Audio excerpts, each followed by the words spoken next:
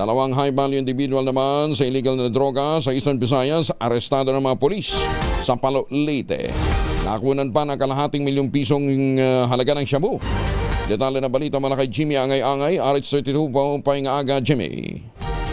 Dalawang high-value individual na aresto sa buy-bust operation ng kapulisan sa bayan ng Palo, Leyte. Mahigit 500,000 pisong halaga ng shabu na kumpiska. Ito ang sinabi ni Police Regional Office 8 Regional Director Brigadier General Jisung Kapoy.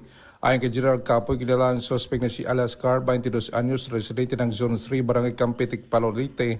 Siya ay rank number 3 na Regional Priority Target List at alias Ray, 38 anyos, residente ng Barangay Nagadaga, Palo, Leyte. Nangyaring buy-bust operation sa Zone 3, Barangay Campitic, sa naturang bayan.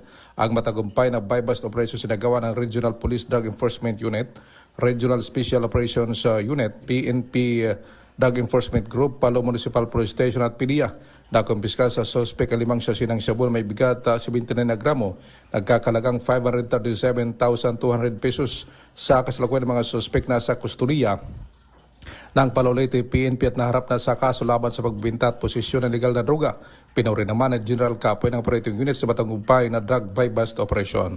Mula dito sa DYVL Action Radio Tacloban, ito si RH32 Jimmy Angay-Angay para sa DZRH. Una sa Pilipinas, una sa Pilipinas. Dagan salamat, Jimmy. Maganda!